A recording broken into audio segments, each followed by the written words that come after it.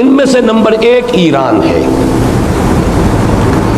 اگر ہم چلتے ہیں عرب سے مشرق کی طرف تو ایران ایک اعتبار سے یہ بازی لے گیا ہے پورے عالم اسلام پر.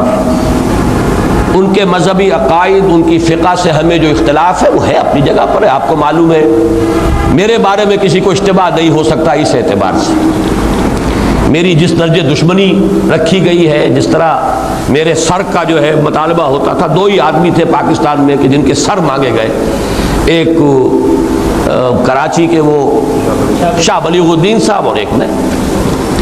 تو اس حوالے سے وہ اپنی جگہ پر اختلاف ہے، لیکن اس حقیقت کا اعتراف کیے بغیر نہیں رہا جا سکتا پورے عالم اسلام میں یہ واحد مسلمان ملک ہے جس نے بہرحال اپنی شریعت، اپنے عقائد کے مطابق ایک مذہبی انقلاب برپا کیا ہے. اور پورے عالم اسلام میں مذہبی سطح پر حکومت کی سطح پر فنڈامنٹلسٹ صرف ایک ملک ہے، یا دوسرا جو ہے تھوڑا سا وہ ہے سوڈان، لیکن اس کی اہمیت اس لیے نہیں کہ وہ کسی عوامی انقلاب سے نہیں بنا، بلکہ وہ تو ایک فوجی انقلاب سے شکل بنی ہے جو بھی بنی ہے. اللہ کرے اس میں استقامت ہو، اس سے یقینی کوئی نتیجہ برآمد ہو جائے. خبریں بھی اچھی آ رہی ہیں، لیکن میں تو دنیا کا جو پرسپیکٹو ہے اس کے حوالے سے عرض کر رہا ہوں کہ اس پہلو سے ایران ان کا ٹارگٹ ہے، ٹارگٹ نمبر 1 ایک خاص اعتبار سے.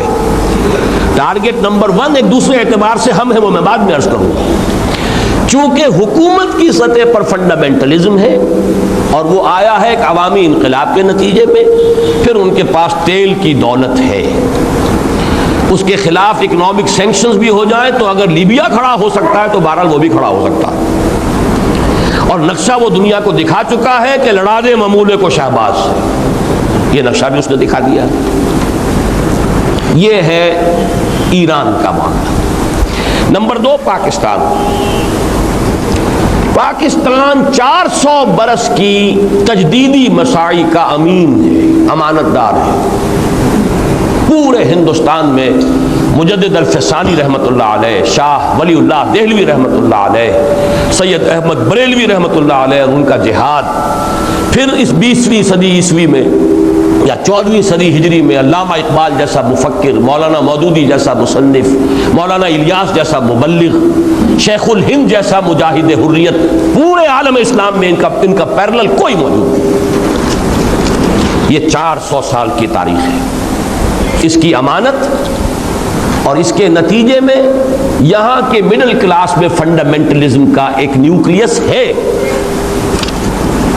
اگرچہ حکومت کی سطح پر کوئی پیش رفت نہیں ہو سکی آج تک، بلکہ اب تو پسپائی ہو رہی ہے، اب پیچھے ہٹ رہے ہیں. وہ ہمارے ان سیاسی جو بھی زعماء ہیں، جو جماعتیں ہیں، ان کی غلطی اور الیکشن ہی کو واحد میدان بنا کر اس کے اندر اپنا سارا وقت و توانائی اور قوتیں ضائع کر دینا، یہ ہے در حقیقت جس کا کہ یہ صدا مل رہی ہے کہ اس اعتبار سے تو پسپائی کی طرف ہے معاملہ، کسی پیش رفت کی طرف نہیں ہے.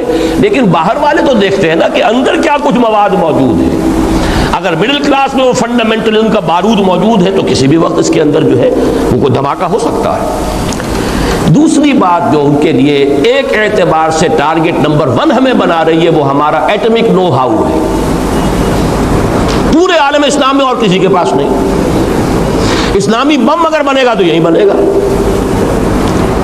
یہ ہے مختلف اسباب جس کے بنا پر ایران اور پاکستان کو آپ بریکٹ کر لیجئے، یہ اس نیو ورلڈ آرڈر یا آج کی میری گفتگو کے حوالے سے یہودی اور عیسائی گٹھ جوڑ کا جو ٹارگٹ نمبر 1 ہے، ایک اعتبار سے ایران ہے، ایک اعتبار سے پاکستان ہے.